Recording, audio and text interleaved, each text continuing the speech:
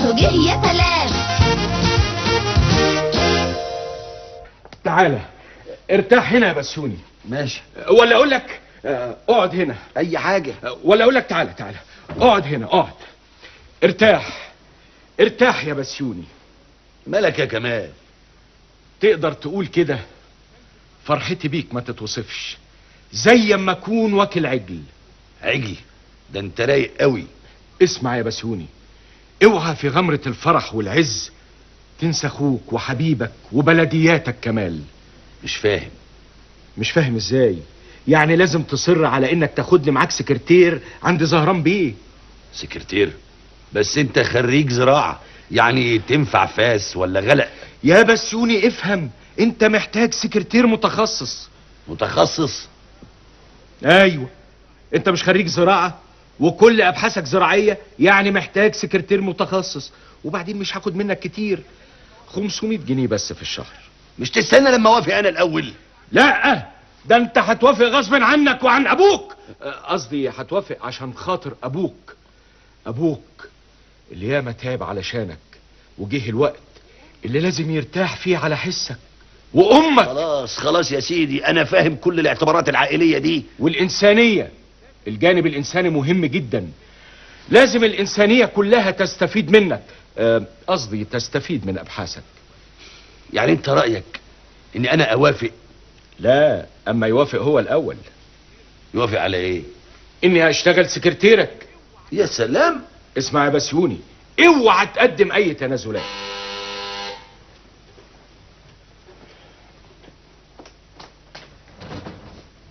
اهلا وسهلا، اتفضل يا شكري بيه. هو بسيوني نام؟ لا انا صاحي وموجود. اتفضل يا عمي. اهلا وسهلا. اهلا وسهلا. عن اذنك يا كمال يا ابني، عايز اتكلم مع خطيب بنتي شويه. اوي يا عمي. اتفضل يا عمي، اتفضل.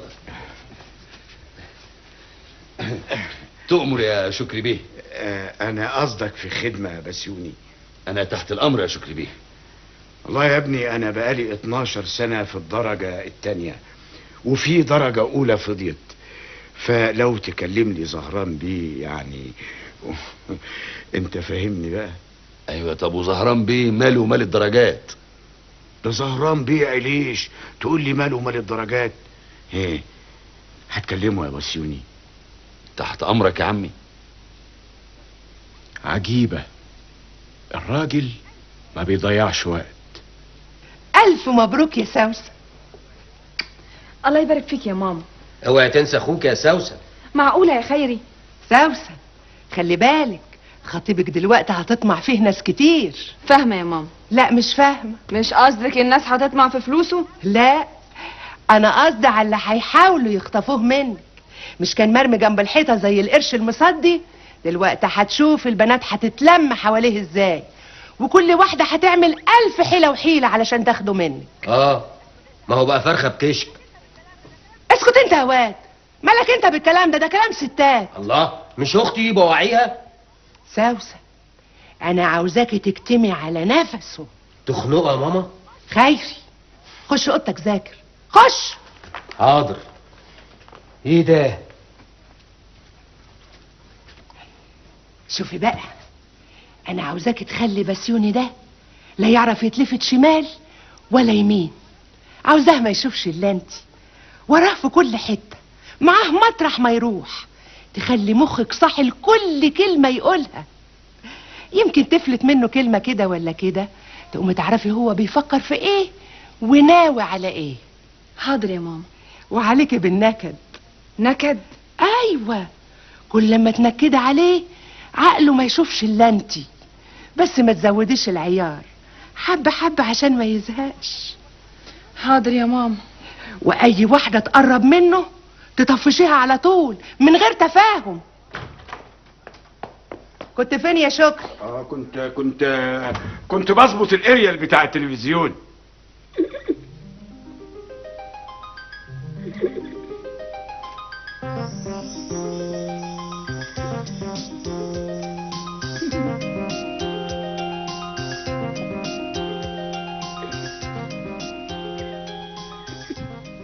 بتضحك؟ اضحك، انا اللي هدفع تمن الضحكه دي. يا خساره يا بسيوني، هتعيش طول عمرك محدش حاسس بيك.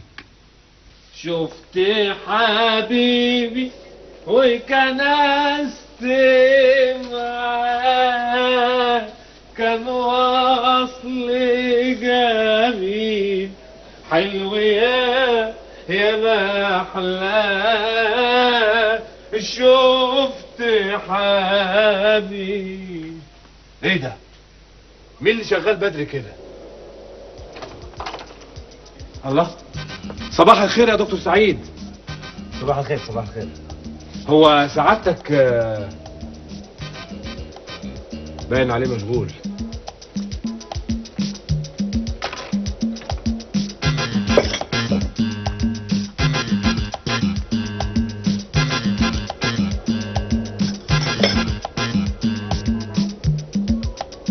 معقول؟ ووو!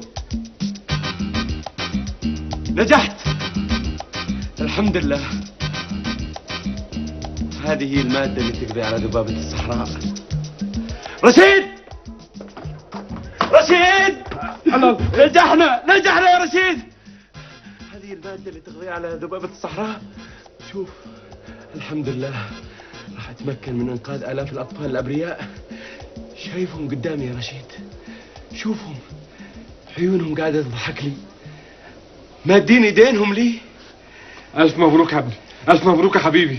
خش بقى ارتاح، انت بقالك كتير قوي ما نمتش. خش خش ارتاح. لا، اي راحة هذه، اي راحة مع الفرحة.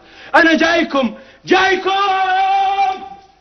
شوية شاي تمام هيفيدوك جدا. شكرا عشتي. مبروك يا دكتور سعيد. الله يبارك فيك. انت عارفه يا انسه هنا، لو رشينا هذه الماده على الزهره اللي الذبابه بتتغذى من رحيقها، ما راح تقدر الذبابه تقرب من الزهره ابدا، وتكون انحرمت من غذائها الاساسي. بالتالي نكون قضينا عليها. خلاص يا باسم يا ابني، ما عاد تقدر هذه الذبابه تاذي احد. انت كمان يا سعيد عملت مجهود كبير قوي. مش المهم يا انسه هناء، المهم اني وصلت للنتيجه، والان اقدر اثأر من الذبابه واحمي الاف الاطفال. الا وين بسيوني علشان ابشره؟ بسيوني صحيح، هو فين بسيوني؟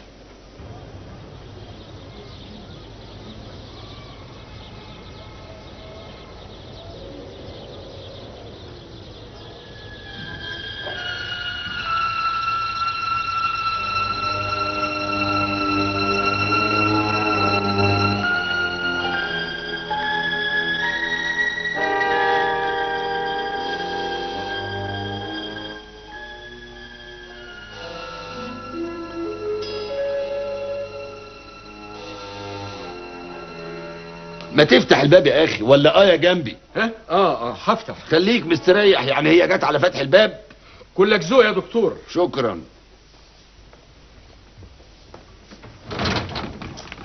صباح الخير يا فندم. صباح النور.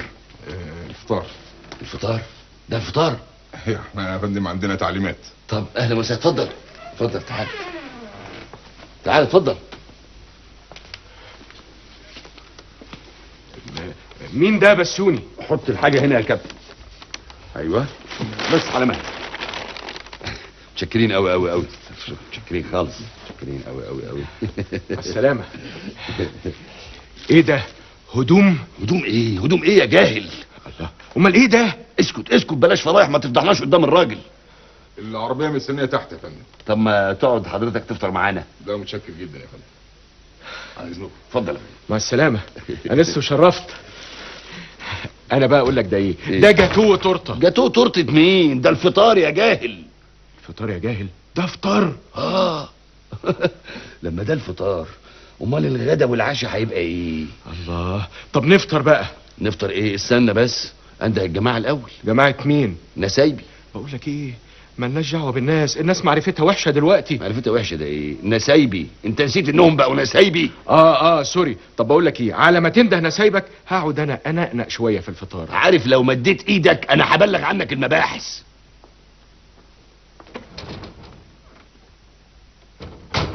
هي حصلت المباحث؟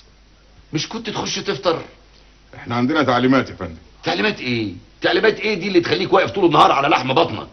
لا، ما انا خدت تيك اواي. حلو ده؟ حلو. التيك اواي ده يعني طعمه حلو؟ ده فطار سريع يا فندم، تيك اواي. طب مش كنت تقول؟ ما انا عارف، ما انا عندي تعليمات برضو.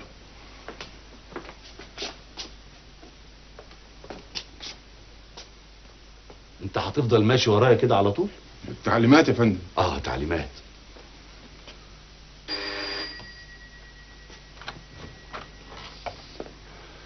صباح الخير يا بسيوني. صباح الخير يا سوسن. الجماعة صحيوا؟ من بدري. اتفضل. ايه في ايه؟ تعليمات يا فندم. طب ممكن تخرج واقفل الباب؟ ليه؟ تعليمات.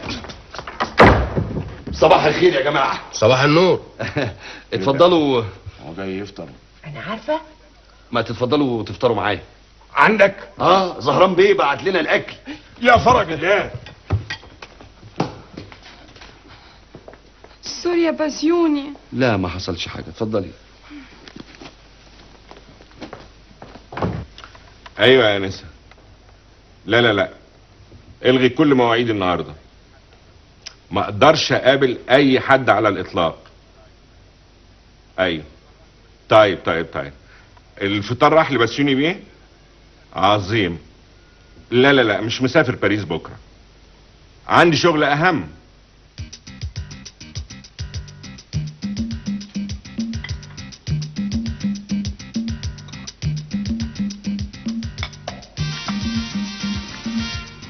بسيوني خد دي من ايديا. لا متشكر، انا شبعت الحمد لله. يا اخي لا يا بس لا، انت لازم تاكل وتتغذى، انت بتشتغل وبتشقى. هو انا خروف بتسمنوه؟ لا يا ابني ما تفهمش حماتك غلط. هي قصدها يعني انك عالم كبير فلازم تاكل وتغذي مخك. كلامك صح يا بابا. يعني انا يا استاذ بسيوني مثلا تلاقيني في الايام العاديه كده اكلتي ضعيفه، انما اول ما الامتحانات تقرب احب اغذي نفسي كويس. امال بتتنقل تسقط كل سنه ليه؟ جرى ايه يا شكري؟ ما تسيب الواد ياكل. سيبه لغ يا عمي، سيبه لغ، دي عزومه. سوري يا بسيوني. لا مفيش حاجة، بس انا كنت عايز اقول يعني احنا هنفضل قاعدين ناكل طول النهار كده؟ مش ورانا اشغال ولا ايه؟ لسه بدري، فاضل حته. طب والعربية اللي مستنية؟ العربيه مسواق. ايوه انا شبعت. وانا كمان شبعت. الحمد لله. ايوه الحمد لله. نكمل في السكه. يلا يا سوسن عشان اوصلك المدرسة. وانا يا ابني بالمره خدني وصلني الوزاره. وانا كمان يا بسيوني، انت عارف ان جنبي بينقح عليا. وانا يا استاذ بسيوني مش المفروض برضه توصل اخو خطيبتك؟ طبعا اتفضلوا. اتفضلوا.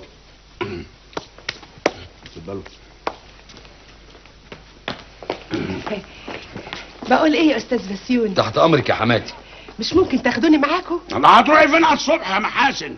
الله، هو انا ماليش نفسي اركب العربيه زيكم ولا ايه؟ رايحه فين الصبح كده يا ماما؟ هشتري الخضار.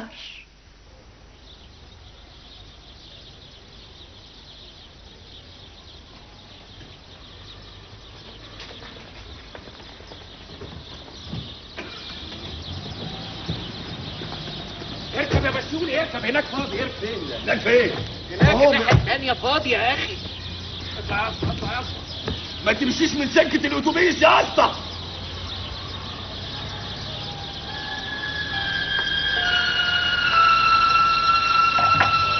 طيب يا بسيوني، هتروح مني فين؟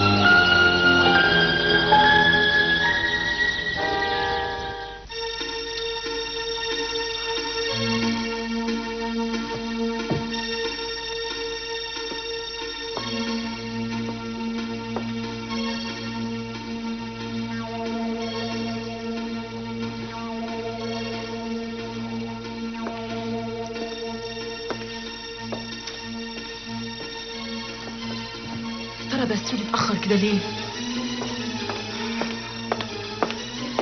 صباح الخير يا دكتورة هناء. صباح النور يا دكتور رشيد. امال بسيوني بيه فين؟ بسيوني بيه مين؟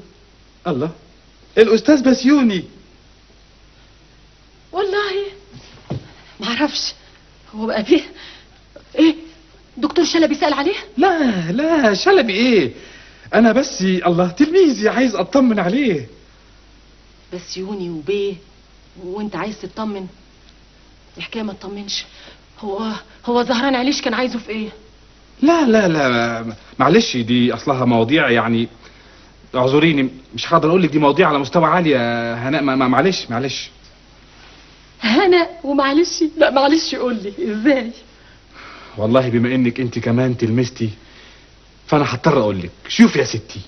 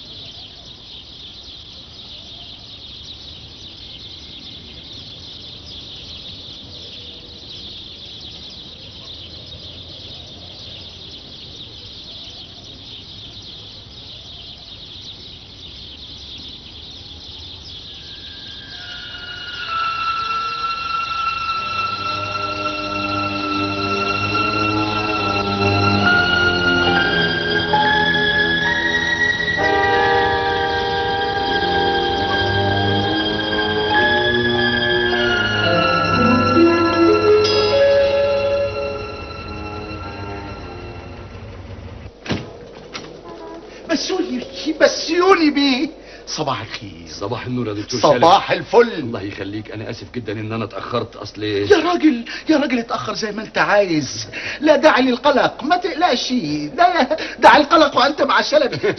ثم انت دلوقتي مبقتش راجل عادي، انت باحث علامه له وضع وكيانه. الله يكون في عونك. الله يخليك، متشكر جدا يا فندم. اتفضل سعادتك اشرب معايا القهوه في مكتبي. لا العفو يا فندم. لا مش ممكن والله، لا تتفضل تشرب معايا القهوه. طب اتفضل سعادتك الاول. معقوله يا بسيوني بيه؟ حضرتك الاول يا راجل. والله يعني ما يصحش. ما تخلينيش ازعل منك يا بسيوني. لا وانا ما يخلصنيش زعلك. اتفضل يا رشيد.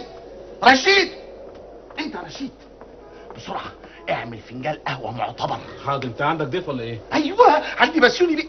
اسمع، خليهم 2 قهوه بسرعه. بسيوني بيه عندي في مكتبي. بسيوني بيه جوه؟ ايوه ادخل اصبح عليه. القهوه الاول. قلبي هتصبح عليه. رشيد بعدين يا بابا، القهوه بسرعه. بسرعه يا رب.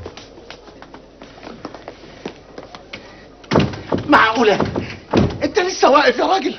اتفضل اقف، قصدي اتفضل اقعد. شكرا. يا اهلا. ها، طمني، عملت ايه مع زهران بيه؟ خلاص خلصت معاه؟ خلصت معاه ايه؟ المشروع. مشروع ايه؟ مشروع ايه؟ انت مش امبارح رحت اتغديت عند زهران بيه؟ ايوه. الله، انت بقى لما ايوه بتخبي عليا ولا ايه؟ اخبي عليك ايه؟ بتخبي عليا؟ لازم بقى زهران بيه قال لك ما تقولش لحد. بس انا بقى يا بسيوني مش اي حد، انا مستشاره العلمي. زهران بيه عيني مستشاره العلمي في مشروع الفليبوس. الله، هو بقى مشروع خلاص؟ ايوه. قول لي بقى عملت ايه؟ اهو اداني فرصه افكر. تفكر في ايه؟ تصور عايزني اقدم استقالتي للمركز. عظيم، مع الف سلامه يا اخي. مع الف سلامه ده ايه؟ والدرجات العلميه؟ درجات علميه ايه يا بسيوني؟ ما انا عندي درجات علميه عاليه. عملت بيها ايه؟ ايوه يا دكتور، بس في اعتبارات. اعتبارات ايه يا بسيوني؟ يا ابني، احنا قصدي اقول انت قدامك فرصة لم تتوفر لعالم من قبلك، فرصة انك تبحث ومعاك كل الامكانيات دي. ايوه. ما هو ايه يا بسيوني؟ البحث بتاعك ده بتعمله من اجل العلم ولا من اجل الشهادة؟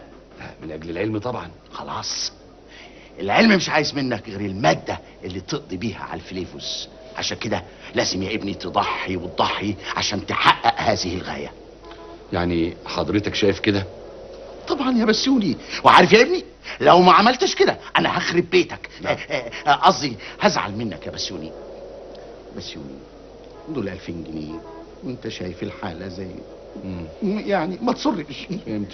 يعني حضرتك عايز تنضم لجمعية المنتفعين؟ نعم. منتفعين بايه؟ لا يعني قصدي عايز تنضم لجمعية اللي بياكلوا الفتة. جمعية اللي بياكلوا الفتة؟ فهمتك دلوقتي. طب افرض يا اخي عايز انضم لجمعية اللي بياكلوا القتة، قصدي اللي بياكلوا الفتة، ده يزعلك في حاجة؟ لا ابدا ما يزعلنيش، دي حكاية من قديم الازل، حكاية قديمة قدم التاريخ. ايوه ادخل.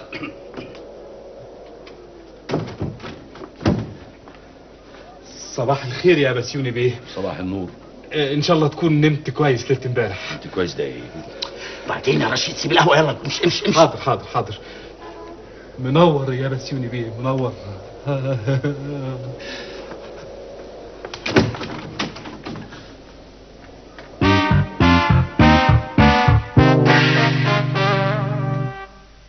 بالشفا يا فندم. شكرا يا دكتور. انا شايف ان حالة حضرتك المعنوية النهاردة ممتازة. انا غريق يا دكتور وتمدله طوق النجاة. تقصد بسيوني؟ ايوه بسيوني.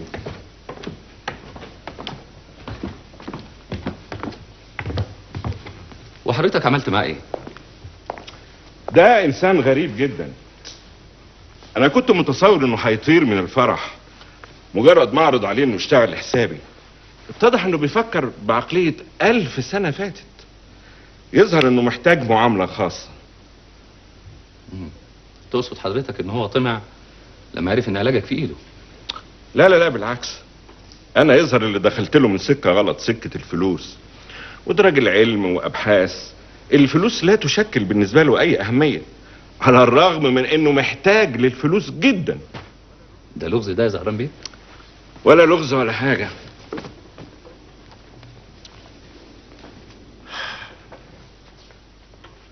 انا اللي طول عمري اتعامل مع جميع الانماط من البشر وعملت ثروتي كلها من الصفر، اقدر اقول لك ان بسيوني فرحات ده نوع نادر الوجود في العصر الحالي، لكن برضه هعرف اتعامل معاه ومش هيرفض عرضي. اسمح لي يا زهران بيه، حضرتك ليه متمسك ان هو يشتغل لحسابك؟ ما تسيبه. اسيبه ازاي يا دكتور؟ اسيبه ازاي؟ ده دوايا لازم يبقى تحت ايدي باستمرار في اي لحظة. انا ما تعودتش اسيب المسائل للظروف، انا لازم اسيطر على العملية كلها. حضرتك مسميها عملية؟ طبعا يا دكتور عملية، واخطر عملية في حياتي. حتى رشيد الساعي عايز يدخل في المشروع. الساعي كمان له طموحات. ايوه، وعايز يحققها على حسابي. اللي غيظني ان انا نفسي بقيت مشروع. هتتصرف ازاي يا بسيوني؟ هترفض ولا هتقبل؟ مش عارف، انت رايك ايه؟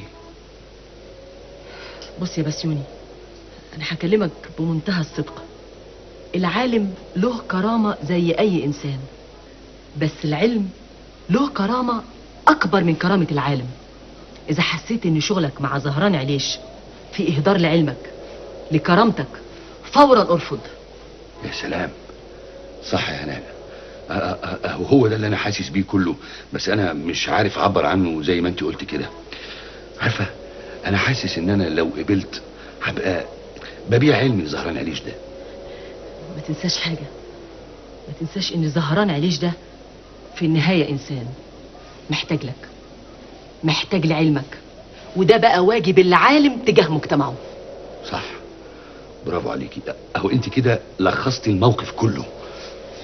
وما تنساش كمان حاجة مهمة، دايرة المنتفعين بشغلك مع زهران عليش هتزيد يوم بعد يوم، وهيشكلوا نقطة ضغط عليك. يا نقطة ضغط بعقل. ياه عارفة، انا حاسس ان انا ممكن اتضرب بالرصاص لو رفضت. ده حتى سوسن بتمارس عليا عملية ضغط عاطفي مستمرة. فاهمة ان انا لو رفضت الشغل مع زهران عليش هتتحرم من طموحها اللي هو ممكن يحققه. محدش حاسس بيا. ايوه، محدش حاسس ان انا الوحيد اللي هبقى خسران لو قبلت. هبقى خسران طموحي ومستقبلي العلمي اللي بحلم بيه من وانا في رابعه ابتدائي. انا مصدقاك يا بسيوني، انا اكتر واحده مصدقاك. نصيحتي ليك انك بقدر الامكان تحاول ترضي جميع الاطراف، بس مش على حساب نفسك. صح، انا هحاول. عارفه يا هناء، انت الوحيده اللي ما طلبتيش تدخلي في المشروع ده. انت لسه بتفكر؟ من حقي. يا بسيوني يا بسيوني، زهران بيه ممكن يزهق ويجيب حد غيرك. هو انا طباخ عشان يزهق ويجيب حد غيري؟ يا كمال يا كمال، انت المفروض تكون متعاطف معايا. ما انا متعاطف معاك اهو. لا، انت مستعجل على الوظيفه الجديده. مش عيب؟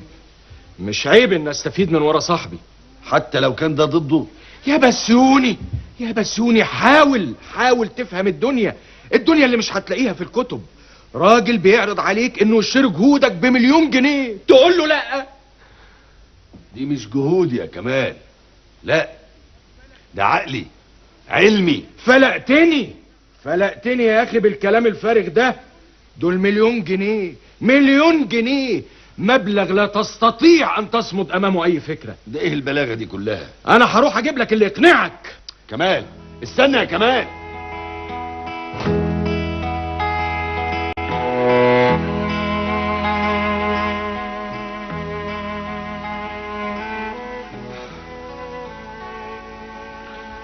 طب وانا هعمل ايه دلوقتي؟ ايوه، مساء الخير. مساء النور. ايه العشاء جه؟ عشاء ايه؟ هو ده وقته؟ بابا هنا؟ اتفضل. الحق يا استاذ شكري، الحق يا بسيوني. ايه يا كمال يا ابني، بسيوني جرى له حاجه؟ لا ابدا، بس لسه بيفكر. ايه بيفكر؟ شكله كده ناوي يرفض عرض زهران بيه. ايه ده يبقى اتجنن. ولد احترم نفسك، اتكلم عن خطيب اختك بكل احترام. تعالى يا ابني، تعالى وانا اقنعه. لا بصراحة يا عمي، بصراحة كده حضرتك ما تنفعش. نعم، انا بقترح يعني ان الانسة سوسن هي اللي تروح تقنعه وتزن على ودنه، ولا ايه يا جماعة؟ فعلا عندك حق. سوسن يا سوسن، خطيبك اتجنن يا سوسن. بس يا واد بسيوني، اهدي يا بنتي اهدي، مفيش اي حاجة، بس يظهر بان بسيوني مش عارف يرسي على بر. شكله كده ناوي يرفض عرض زهران بيه. مش ممكن. روحي اقنعيه يا بنتي، عرفيه مصلحته فين. يلا يا خيري روح مع اختك. دي تبقى مصيبه لو رفض. حد يسد باب زي ده بايده؟ دي حنفيه بتشر دهب. اطمن يا شكري، سوسن مش بتلعب. اسمع يا بسيوني، هي كلمة واحدة، حبنا في كفة ورفضك الشغل عند زهران بيه في كفة تانية. يا سوسن افهميني. ما فهمش. يوه، خلصنا بقى يا استاذ بسيوني، مستقبلنا متوقف على كلمة منك. وده مين اللي جاي لنا دلوقتي؟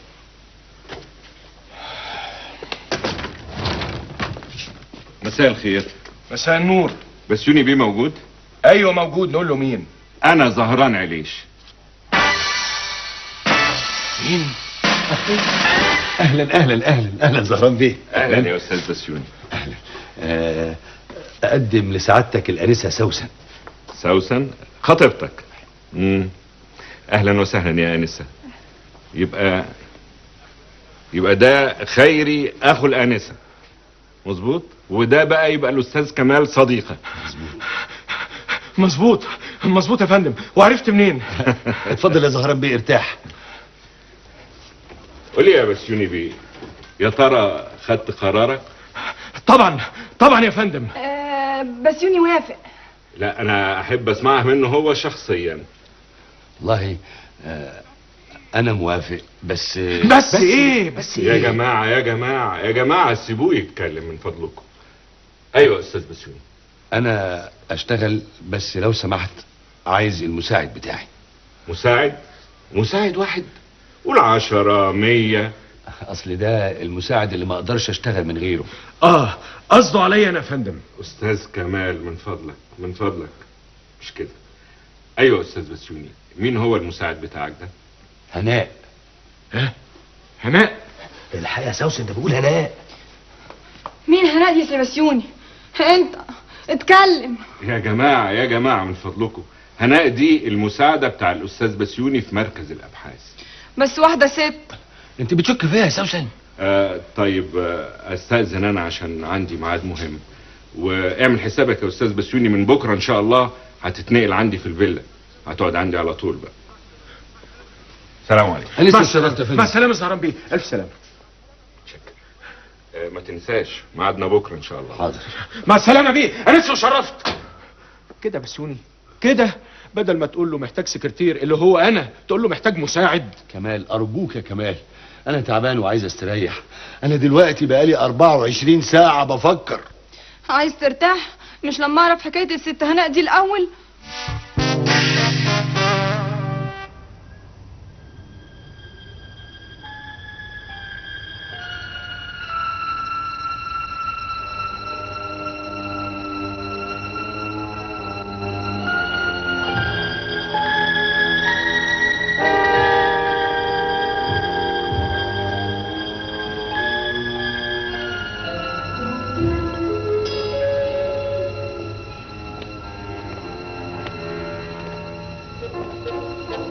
ايه درى لك ايه يا همام؟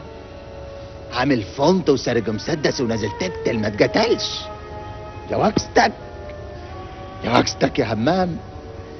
بعدين ده انا طلبت عليها النار ما ماتش، وانت تعالى لهنا. ما عايز تقتله ليه؟ مش دوست عليك؟ دوست عليك ولا ما دوستش؟ ما قتلتش ليه؟ اكلك دي كيه؟ اشهد عليك اهل البلد دي مفيش فايدة؟ هيهرب مني؟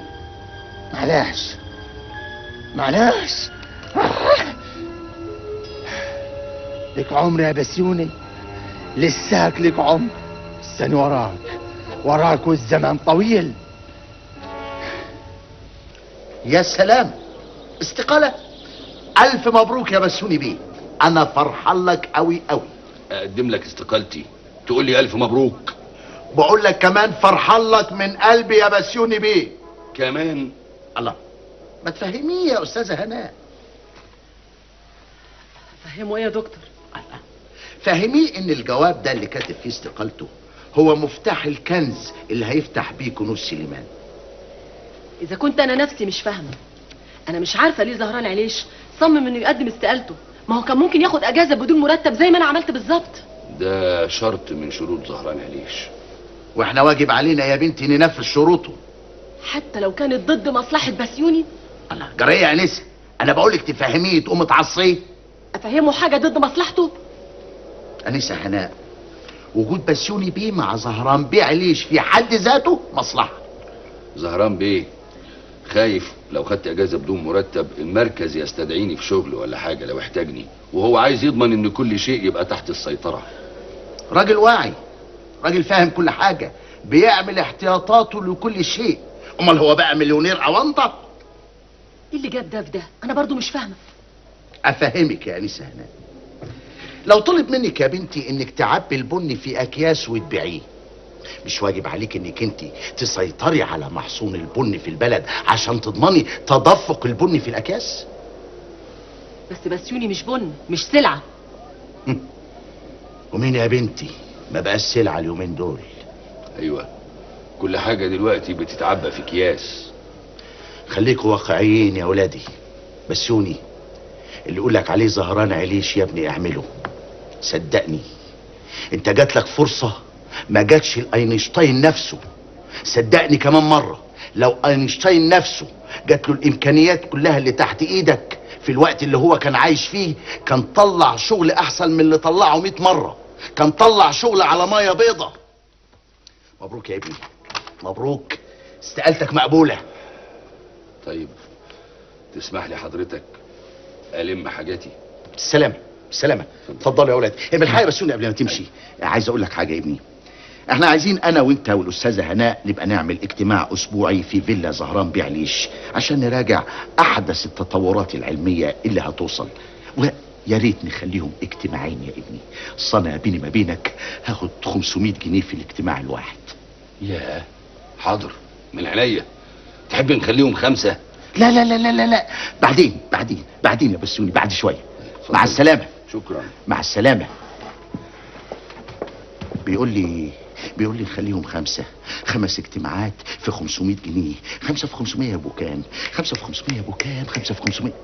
ولا هوجع دماغي ليه لما اروح بسال بنتي نوال؟ عالم ده ولا تاجر؟ ما تخليش المثاليه الزايده تضللك يا بسيوني. صباح الخير يا استاذ بسيوني. صباح الخير. ازيك يا استاذه هناء؟ ازيك يا استاذ رشيد؟ سعاده البيه المدير قبل الاستقاله طبعا. الله، وانتش عرفك ان سعاده البيه المدير قبل الاستقاله؟ الله، ما هذا اللي ضغط عليه.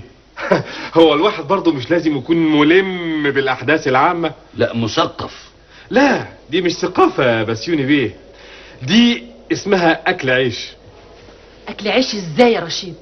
ما هو لما بسيوني بيه استقالته تتقبل طبعا هيديني الحلاوه، عشان كده الواحد لازم يبقى ملم بالاحداث العامه عشان يعرف يصطاد لقمه العيش. الله، دي نظريه جديده بقى يا استاذ رشيد. تصوري يا استاذه هناء لما تنحصر معارف الانسان في كيفيه اصطياد لقمه العيش فقط. هي فقط دي. النظريه دي لو شاعت تبقى كارثه انسانيه. ما دام وصلت لرشيد تبقى شاعت. ما عندكش فكره يا بسيوني بيه، هيعز عليا فراقك قد ايه. مش هتصدقني لو قلت لك ان طول الليل ما نمتش. يا سلام. ايوه بفتكر في الحساب اللي عليك ليا، عشان لما تروح شغلك الجديد يبقى ضميرك خالص لربنا الله. ويفتح عليك. انا عليا حساب؟ لا، ما بين الخيرين حساب. دول شويه مشاريب كده كنت ناسيهم. انا على المعمل ما دام فيها مشاريب. طيب يا سيدي قول. شوف سعادتك، 13 شاي يوم 7/6 سنة 1989.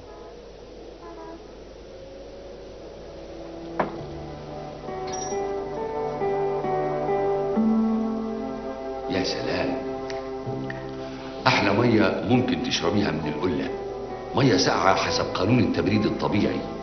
يعني ما بتحلمش بالفريجيدير؟ المهم الجوهر. لو الانسانيه وجهت كل اهتمامها للجوهر هنوصل للحضاره حسب القانون الطبيعي. مش كفايه كده يا بسيوني؟ لا، لازم اوصل لحل المعادله دي حتى لو سهرت طول الليل. بس انت تعبت كفايه. لا، انا مش هرتاح الا لما احلها. خلاص، انا كمان هسهر معاك. احسن يقلقوا عليكي في البيت. عمرهم ما قلقوا عليا طول ما انا معاك، قصدي طول ما انا في الشغل.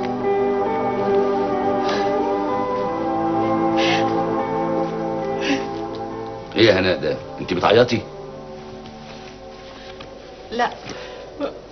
لا ما بعيطش. اوعي تقولي لي انت كمان ان دي دموع الفرح باستقالتي.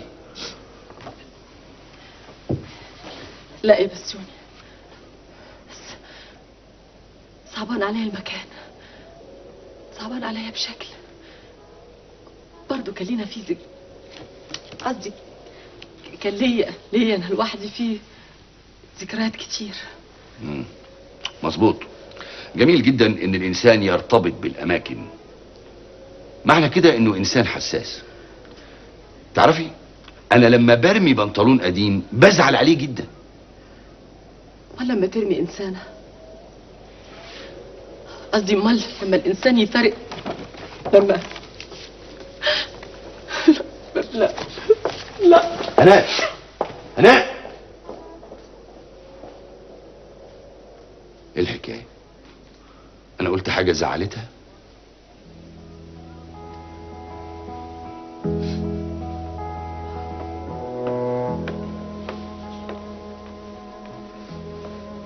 انسه هناء، وش في؟ مفيش حاجه يا دكتور سعيد. كيف ما في شيء؟ انت باين عليك مضطربه مره.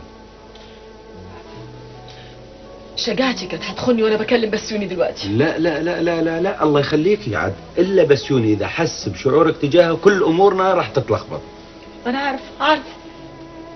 اقول صحيحه حكايه الاستقاله هذه؟ يلا، امنياتي لكم بالتوفيق. بسيوني وينهم؟ بيودع المعمل.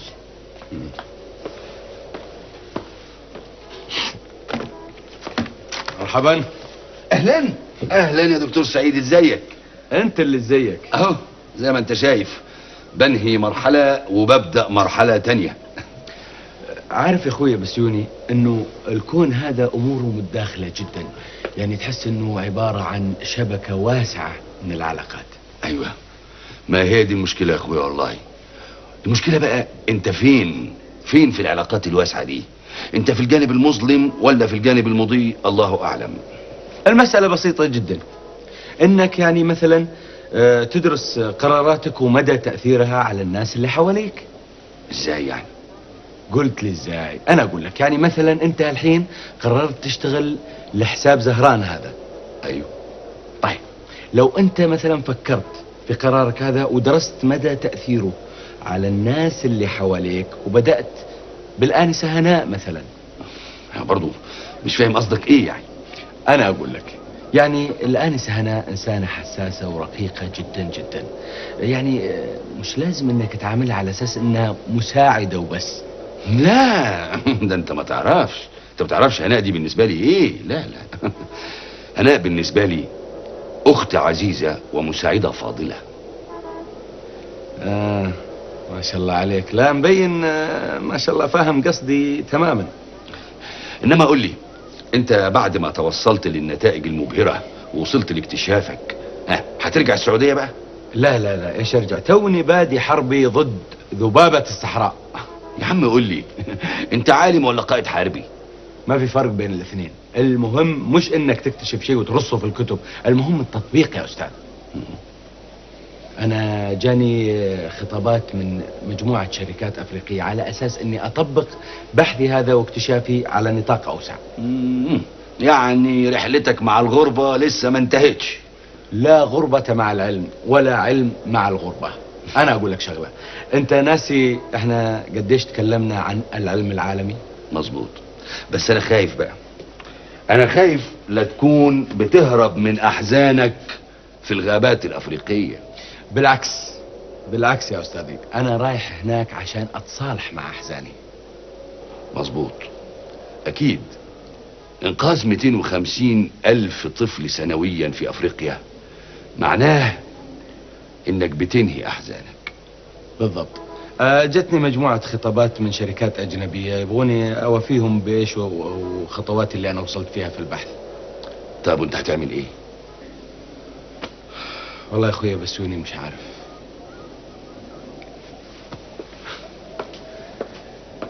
الله يوفقك يا دكتور سعيد. تدعيم العلاقات الدولية ده شيء مهم جدا. طبعا انا ما قلت لا. انت يا ابني مش يهمك ان اسمك ده ينتشر في الاوساط العلمية وبحثك كمان؟ في الواقع لا.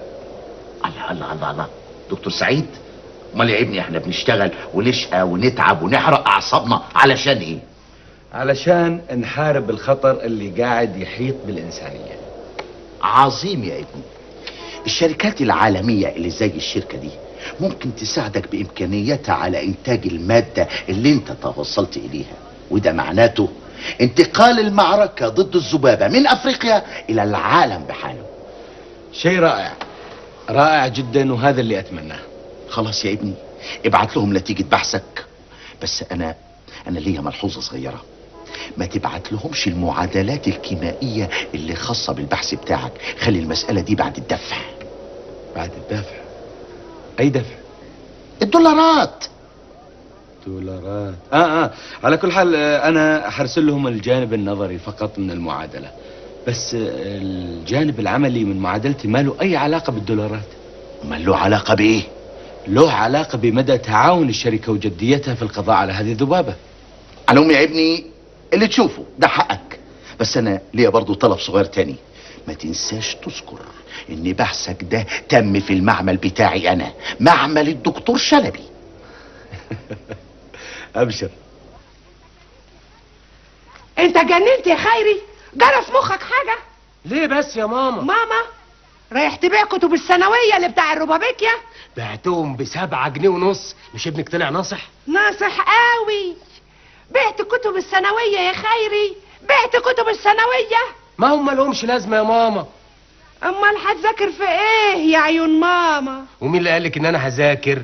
انا خلاص قررت ان انا اشتغل. تشتغل؟ وهتشتغل ايه بقى؟ زبال؟ لا، مدير. مدير حته واحده؟ طبعا. مش جوز اختي اهم شخصيه عند زهران عليش؟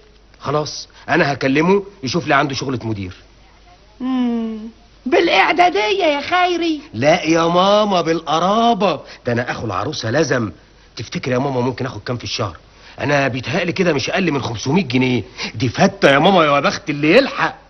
طيب اما يجي ابوك يشوف له صرفه معاك.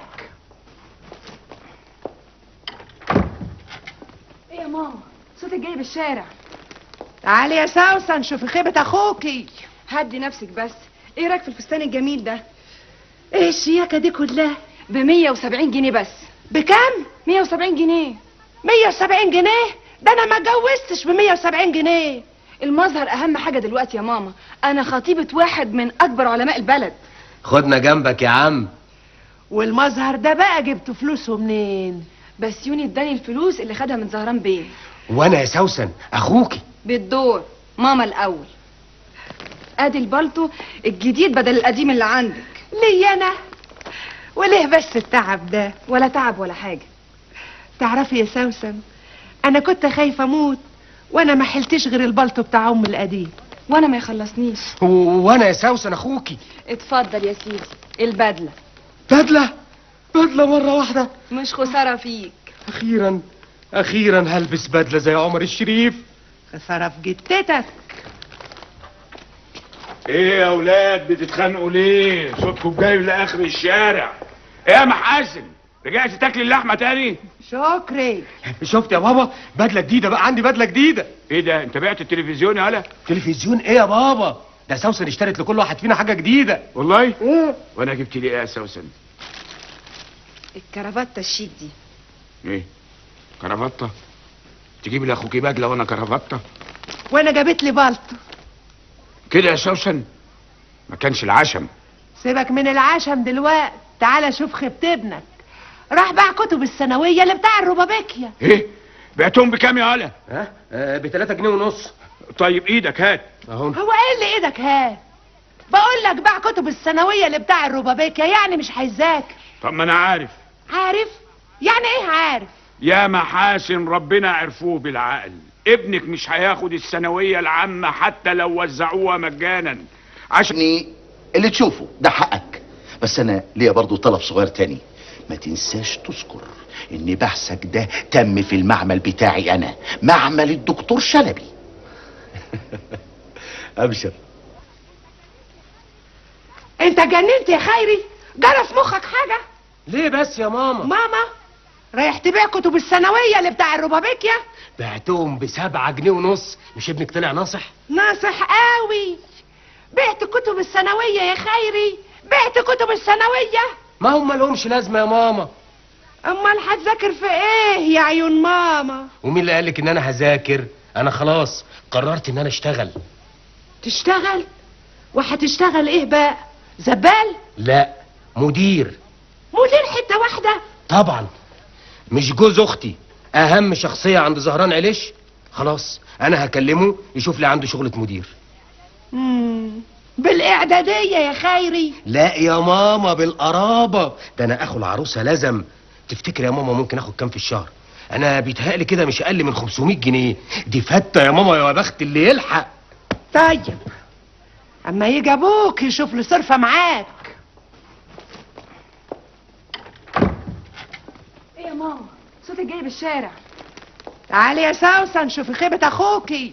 هدي نفسك بس. ايه رايك في الفستان الجميل ده؟ ايه الشياكه دي كلها؟ ب 170 جنيه بس. بكام؟ 170 جنيه.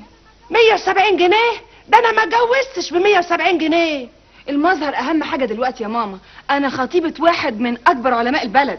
خدنا جنبك يا عم. والمظهر ده بقى جبتوا فلوسه منين؟ بسيوني اداني الفلوس اللي خدها من زهران بيه. وانا يا سوسن اخوكي. بالدور. ماما الاول. ادي البلطو الجديد بدل القديم اللي عندك. ليه انا؟ وليه بس التعب ده؟ ولا تعب ولا حاجه. تعرفي يا سوسن، انا كنت خايفه اموت وانا ما حلتش غير البلطو بتاع ام القديم. وانا ما يخلصنيش. وانا يا سوسن اخوكي. اتفضل يا سيدي البدله. بدله مره واحده؟ مش خساره فيك. اخيرا هلبس بدله زي عمر الشريف. خساره في جتتك. ايه يا اولاد بتتخانقوا ليه؟ صوتكم جاي لاخر الشارع. ايه يا محاسن، رجعت تاكل اللحمه تاني؟ شكري. شفت يا بابا بدله جديده بقى، عندي بدله جديده. ايه ده، انت بعت التلفزيون يا هلا؟ تلفزيون ايه يا بابا؟ ده سوسن اشترت لكل واحد فينا حاجه جديده. والله؟ وانا جبت لي ايه يا سوسن؟ الكرافته الشيك دي. ايه كرافته؟ تجيب لي اخوكي بدله وانا كرافته؟ وانا جابت لي بلطو كده يا سوسن؟ ما كانش العشم. سيبك من العشم دلوقتي، تعالى شوف خيبة ابنك. راح باع كتب الثانويه اللي بتاع الربابيكيا. ايه بعتهم بكام يا هلا؟ ب3 جنيه ونص. طيب ايدك هات اهو. هو ايه اللي ايدك هات؟ بقول لك باع كتب الثانويه اللي بتاع الربابيكيا، يعني مش هيذاكر. طب ما انا عارف. عارف؟ يعني ايه عارف؟ يا محاسن ربنا عرفوه بالعقل، ابنك مش هياخد الثانويه العامه حتى لو وزعوها مجانا. عشان كده انا شفت له شغلانه في شركه من شركات زهران بيه، ونرتاح بقى من وجع الدماغ ده. احسن حاجه يا بابا. ها وانت يا سوسن يا حبيبتي عملتي ايه؟ قدمت استقالتي طبعا. يا لهوي، قدمت استقالتك ازاي؟ ايه يا ماما، معقوله خطيبه بسيوني فرحات تبقى مدرسه العاب؟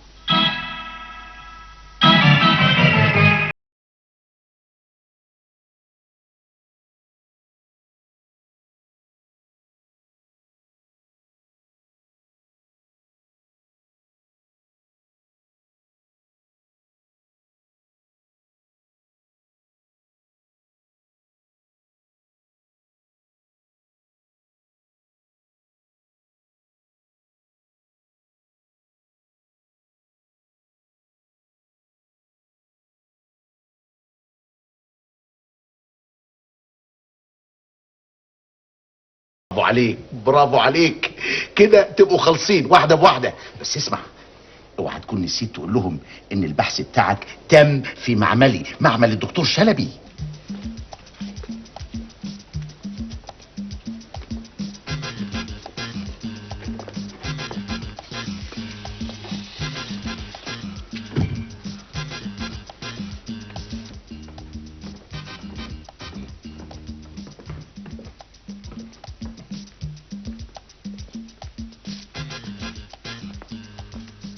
الليمون يا فندم. ليه انا؟ ايوه بس انا ما طلبتش ليمون. دي التعليمات يا فندم. الدكتور بتاعي قال لازم تشرب ليمون كل 2.5 ساعة. دكتور مين؟ الدكتور اللي بيعالجني. طب وانا مالي، انا بيعالجك انت، انا اشرب ليه؟ مش ممكن، لا مش ممكن، لا لا يا انسه، لا انا لا اسمح لك. تسمحي لي؟ هو انا مستنياكي لما تسمحي لي؟ ولما بسوني ما يعرفش يفكر هيروح يوم بحاله، واليوم ده يبقى يوم من عمري انا. مفهوم؟ او اعملوا حسابكم، اللي هيعكر دم بسوني انا بنفسي اللي هقف.